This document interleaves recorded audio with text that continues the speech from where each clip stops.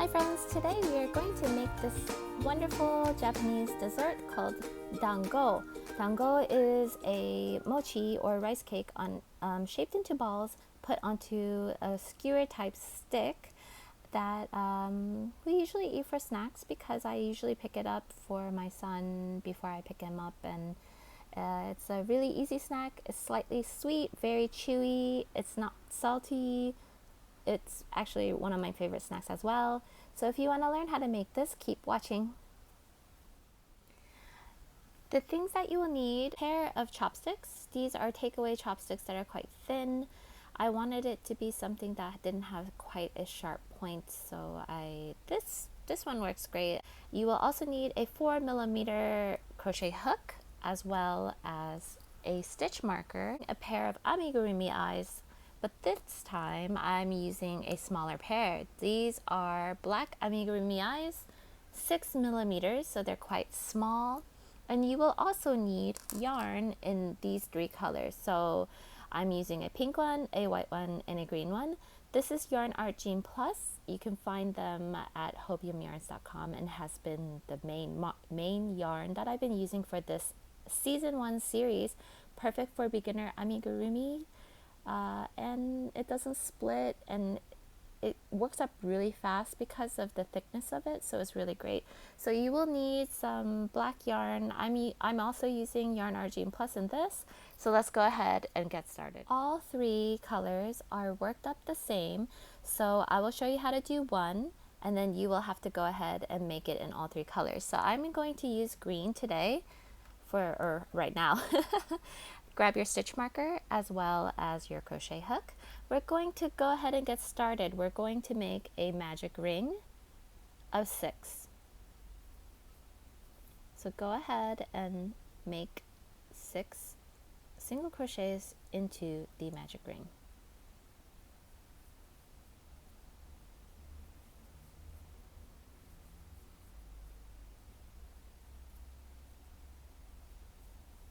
Okay. Now, normally I would have you pull this really tight so that there's no hole here, but I would like you to just pull it just a little bit so that there is a hole, but not too big, just like that, because we need to stick the chopstick through. So go ahead, for round 2, we're going to increase every stitch. You'll have a total of 12 stitches at the end of this round.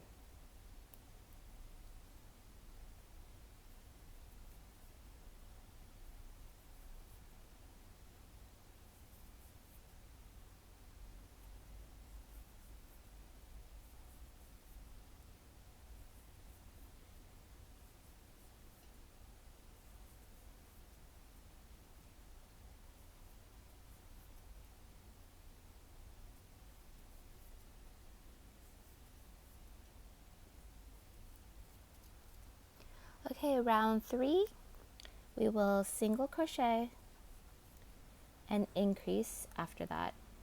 We're going to repeat that 6 times for a total of 18 stitches.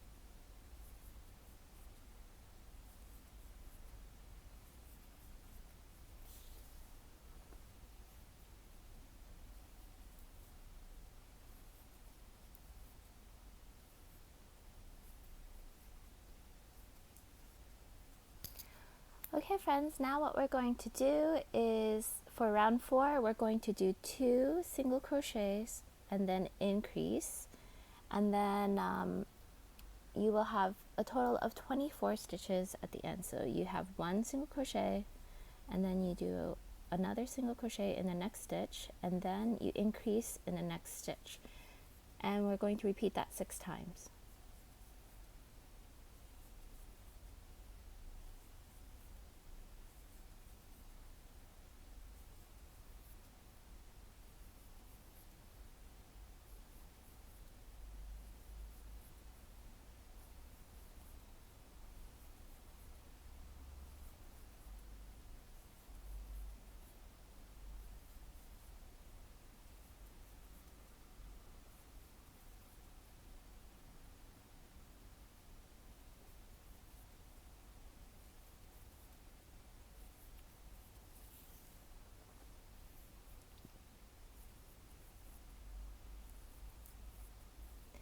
So now what we're going to do is for round 5 through 7, we are going to just single crochet around.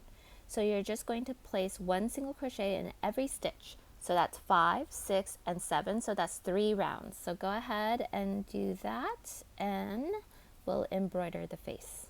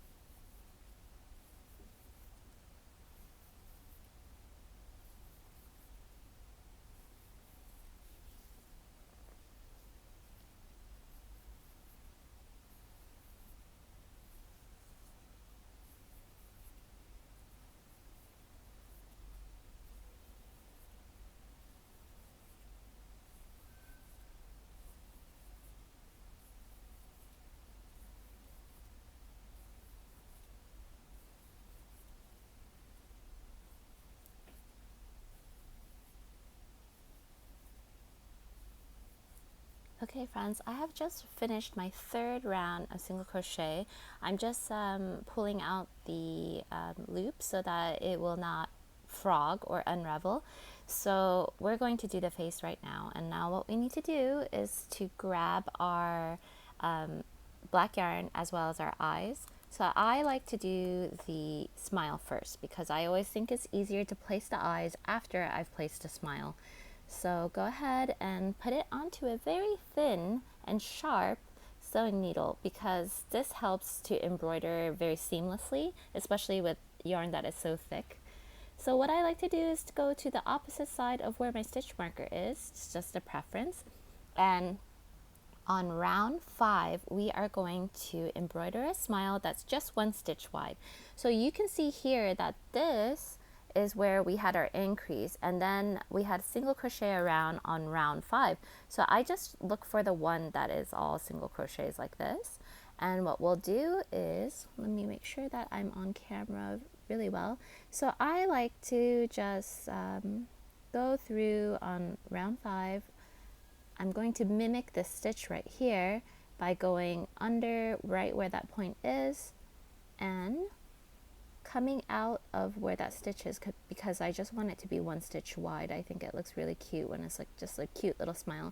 So I'm coming back out with my needle like this, and this is where the point comes in handy, as you saw in previous episodes.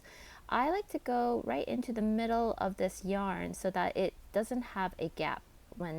If you put it like right here, you will see a dot dot like that. So I like to go right in between the yarn like this. Can you see that? And I like to just pierce it through, and very, very, very gently, because it's easy for it to get snagged.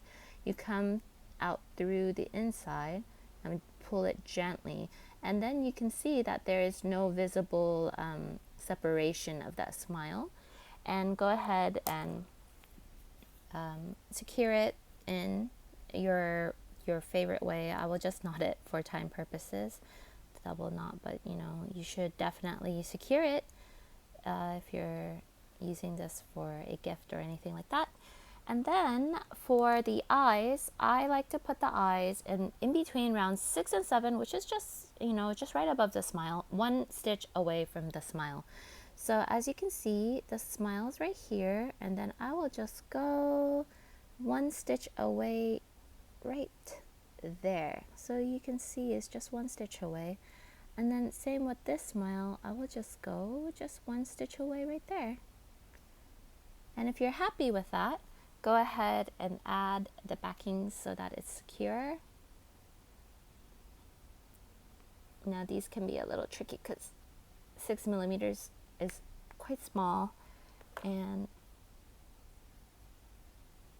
it is a little bit finicky to do, but you can do it. Now I wanted to show you some different options. As you saw in previous videos, I showed you how to add blusher to using actual makeup and the clear craft glue, and I'll have a video up here somewhere to show you again. But with these, I like to use these little brads. Now this is not for children, okay? So this is only for if you're making it for like somebody old enough not to have a choking hazard. But there are these brads that my friend May gave me from Anniegurumi, and I really love them. So what you should do, and I'm not doing it right now because I don't want to get glue all over my fabric here, but normally you should put some glue here, and then you can stick these wherever you like and it will stay. So as you can see, I've done it on the white one over here. So once you have glue on there, and then I like to, you know, separate the brads up. Like if you can see, I like to separate it up. So you should definitely put glue in here so that it's more secure. Not for children, please, okay? So use your discretion. So you can just add them right next to the eyes, and I think they look super cute because the pink and the green, I tried to put some blusher on it just to see how it'll work, and it, you know, it's not bad if you're using a darker blush color. However, if you know, this is a different option too, you could also crochet it as well.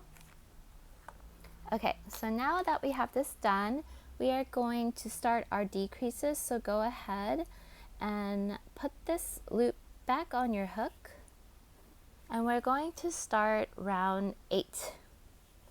In round 8, we will single crochet 2, so that's my first one, and single crochet in the next, so that's 2 single crochets, and then we will decrease. So I'm using the invisible decrease as I always do, and we're going to repeat the sequence 6 times for a total of 18 stitches. So go ahead and do that.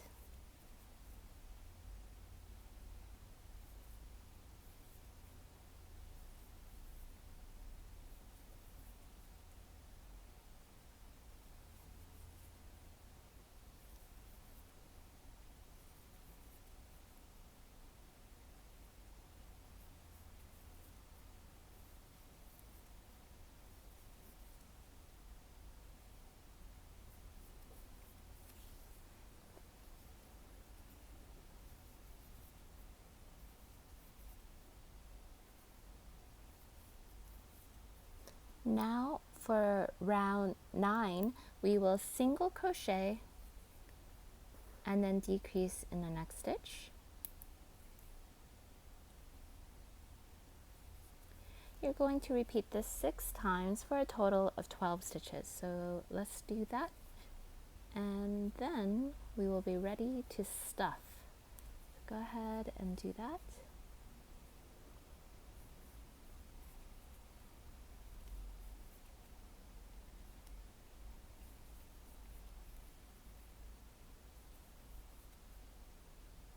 Normally I would stuff when it's the previous round when we had 2 single crochets, but oh, it's this yarn is so fun and so big that you actually you can do it now because there's still there's still quite a big of a hole because this yarn is so thick. So now we're going to go ahead and stuff. So go ahead and make sure that this loop is out so that it doesn't unravel or frog, which is the yarny term for unraveling. And gently go ahead and stuff it, and you want it to be, you know, firm but not overstuffed, if that makes sense, so that it holds its shape well. And then just like this. So I got this stuffing also from Hobium Yarns, and it is, I really like the stuffing because this is I usually use the stuffing that is not in balls like this. It's usually just one big cloud, but I really like this round, I don't know what this kind is called, where it's just a bunch, because it actually gets into the nooks and crannies really well and holds its shape. So I think I'll start using this from now on. So mine is pretty stuffed. It looks really great, and then you can manipulate the yarn by, you know, holding it down and shaping it with your fingers. So okay, let's go ahead and finish this up. For the last round, round 10, we will decrease all around, and then we'll just fasten off. That's it. It's a quick little pattern, super easy. So go ahead and decrease all around. You should have 6 stitches left, and then we'll weave on our ends. So that's my first decrease. Oops, excuse me. Second decrease. Third decrease.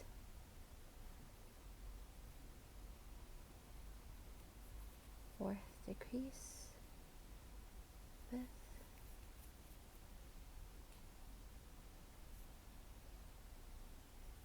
And sixth. So I'm going to go ahead and cut off a, you know, a medium-ish tail. And we're going to close that up, weave in our ends, but we don't want to make it too tight at the top so that we have room for the chopstick to go through. So go ahead and go through each of these loops just like this, like previous videos. So we're just going through every loop in the round just like that by going from center out and going from the inside out. It's very easy to see because if you do the invisible decrease, you can actually see that little, the bar, and it's not a bar, but the front loop, just like that. Okay, so now you want to tug it just slightly so that you have a slight hole right there, and go ahead and weave in your ends. So I'm going to do that,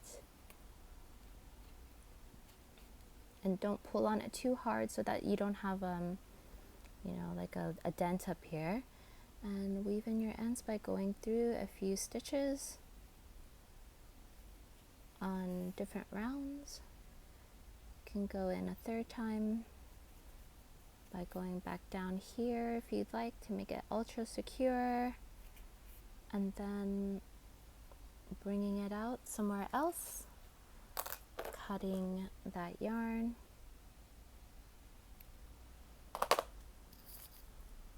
And it's complete. Now all you have to do is to make the same in the white and the pink. But I do want to show you, even I showed you in the onigiri video, but in case you're watching this out of order, I would love to show you how to add blusher to the white one and to put it all together. So hold on a second. Okay friends, I want to show you how to add blusher. Not the Brad kind, but actually using makeup. So you need to grab your favorite makeup blusher. I have a peachy one here, and I also have, I bought these all on sale actually. I have another one here that's a bit more deeper in colors. So last time I used this peachy one and it was adorable, but this time I will use this one. So all you need to do is grabbing your, I have a dedicated brush that I use for just my amigurumi, and I don't use this makeup on my face. I'm going to go ahead and grab some of that blush, and you can put it anywhere that you like. I'm going to just gently brush it on the cheeks because I think it shows up so much better on white than it did on the other colors. That's why I have it in reverse. I have it on the green and the pink here, but I strongly suggest that you just do it on the white and, you know, embroider or use the technique that I told you before. So I'm really happy with this. You know, if you want to add some depth to it, you can use 2 different colors. It's really up to you. You just play around and see what you like, and I'm very happy. I think it looks cute. And now, grabbing my my standard clear craft glue, and I don't want this to budge, so basically I'm going to dip my paintbrush off camera, not the same brush that I used on the blush, because otherwise you'll get pigment in your clear glue. I just used a different brush with some of the glue on there, and then you slightly dab it on like this. I use the other side of the brush to get the glue onto the pigment so that it will stay. So this is a neat little trick that I use to make the blusher always stay. Of course, if you wash this, it will wash it away. No problem, you can just do it again. I try to use non-toxic craft glue. And now we're ready for assembly. I also forgot to mention you want to dry this overnight, otherwise this glue will get everywhere. But you know, I don't really have time right now, so I'm just going to show you. I'm putting it on the skewer. Had I thought this through, I would have put it on the skewer first, and then you could just let it dry by keeping it in a cup. So now we're going to do it in reverse order. We're going to start with the green, the white, and then the pink. And you're going to go right through the center of the bottom, and then very gently, I like to turn it. As you can see, I'm twisting it like this, and then you're going to come out through the top. Now I want to do it very, very slowly because I'm trying my best not to get that stuffing to come out, and it will, and it's okay if it does. So very gently bring it down, and then you will need your white one, and hopefully yours is dry unlike mine, and do the same. We're going through the bottom, we're twisting it, coming out through the top right there. That's why sometimes leaving a little gap will make it so much easier. I'm going to bring it down just slightly, and then our last one, our pink one here, going through the bottom again, twisting. I think my son is going to be so excited about this because he loves dango. And let's see, it looks like I didn't make a hole at the top. Oh dear. Okay, when this happens, it's no big deal. You can just take your tapestry needle, find a hole, and you can insert and just, you know, manipulate the yarn a little bit so that the hole is a little bit bigger. And then you can also put your finger there so that you can feel where the chopstick is. And friends, look at that. We made it. This is exactly how it looks. I'm going to see today. I have to go to the supermarket after I film this before I pick up my son from school. But if I can find a picture of it from the grocery store, I will take a picture and insert it somewhere so that you can see. But friends, how adorable is this? This is such a cute gift for friends that love Japanese food or Japanese snacks, or if you have a Japanese friend, I'm sure their children will love this for like a kitchen play. And as I said before in previous episodes, that this is common snacky food that we eat at our home, including the onigiri from a previous episode, as well as the matcha. And I think for kitchen play for your children, this would be absolutely wonderful. Of course, if it's really, really young children with choking hazard things, please do not add these brads here as well as this. You can serve it separately, it's no problem. And here in Hong Kong, they also have these kind of like mochis called Hongyun, I think. I don't know the exact name because I'm not Chinese, but I do enjoy it. And they put these little balls of rice cakes inside of like coconut milk and things like that, and you can eat it with like little sago bubbles, like tapioca bubbles, and they add these kinds of mochis, and it's so delicious. So if you have very young children, I would just take them off the stick and then just serve it in a bowl. But I hope you enjoyed that. This was absolutely lovely to be here with you for Learn Amigurumi. This is our last episode for season 1. I'm brainstorming for season 2 with my friends at Hobium Yarns. If you enjoyed this series and really liked it, I would love if you subscribe to my channel at Anniegurumi. Big thank you to my sponsors at Hobium Yarns, who are not only wonderful people to work with, but they are also very good friends of mine. They have a variety of yarns, and if you're looking for amigurumi stuff, please follow this channel so that way you can see more amigurumi like this. And if you have any suggestions, please let me know in the comment box below. If you're watching this on Hobium Yarns YouTube channel, I don't get notifications for those comments, so please also leave them in my personal YouTube so that I can see them as well. I've learned so much in these 10 episodes, and I hope that season 2 will be even better. So I hope you have a great day, and I'll see you again soon. Bye!